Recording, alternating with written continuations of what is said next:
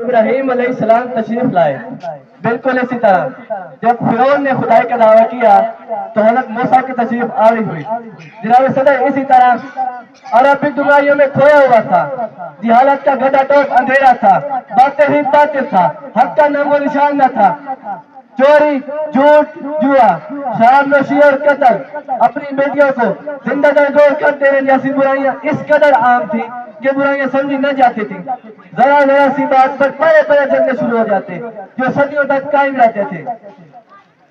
ایک شاعر کہتے ہیں، کہیں تھا مویشی چرانے پہ جھگڑا، کہیں گھوڑا آگے بڑھانے پہ جھگڑا، کہیں پانی پینے پلانے پہ جھگڑا، لبے جو کہیں آنے جانے پہ جھگڑا، یوں ہی روز ہوتی تھی تکرار ان میں، یوں ہی چلتی آتی تھی تلوار ان میں۔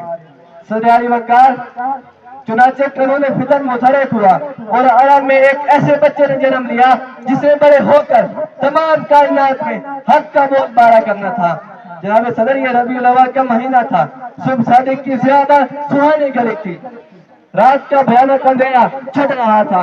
ایسے میں ایک مولود مسعود تولد ہوا جس کے مضمون مقرے نے نہ صرف اپنی غمزدہ ماں کو اپنی خوشی سے مسرور کیا بلکہ ہر دکھ کا مارا مسکرانے لگا۔ جناب صدر یہ نور صرف عبداللہ کے گھر کے لیے نہ تھا بلکہ پوری کائنات میں جہاں کہیں بھی ظلمتوں اور مسائل نے اپنے پنجے گاڑ رکھے تھے، یہ نور وہاں پہنچا اور دکھی دلوں کو بہلانے لگا۔ جس کی آمد کو صدیاں ترستی رہی، جس کی آمد کو صدیاں ترستی رہی، اے خوشا ہم کو وہ مہرباں مل گیا۔ جناب صدر آپ کی آمد سے پوری انسانیت کو ایک خدا کی معرفت حاصل ہوئی، ظلم اور ستم کا خاتمہ ہوا، غلام اور آقا کی تمیز ختم ہو گئی، آقا اور غلام کا امتیاز اٹھ گیا، غلام اور آقا کا امتیاز اٹھ گیا، رنگ اور نسل کی تمیز ختم ہو گئی۔ جناب صدر وہ لوگ جو بکریوں کو پانی پہنے پلانے اور گھوڑا آگے بڑھانے پر ایک دوسرے کے جانی دشمن بن جاتے تھے، وہ بھائی بھائی ہو گئے، صدیوں پرانی دشمنیاں ختم ہو گئیں، صدیوں پرانی دشمنیاں ختم ہو گئیں اور روشنی کا ایک نیا دور شروع ہوا۔ صدر اعلی وقار میں کہنا یہ چاہتا ہوں کہ تمام انسانیت کی دنیاوی کامیابی اور اخروی نجات کا دار و مدار اسی بات پر ہے کہ وہ اپنی زندگیوں کو رسول پاک کی تعلیمات اور نور کے مطابق ڈال لے، اسی میں انسانیت کی فلاح مضمر ہے۔ صدر اعلی وقار اور تو اور اس کائنات کا ظہور بھی میرے نبی کی وجہ سے ہے۔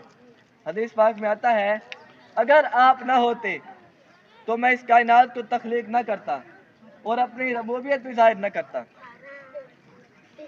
چند اشعار کے ساتھ اجازت طلب کرنا چاہوں گا کہ محمد سے وفا تو نے تو ہم تیرے ہیں، کہ محمد سے وفا تو نے تو ہم تیرے ہیں، یہ جہاں چیز ہے کیا لوح و قلم تیرے ہیں۔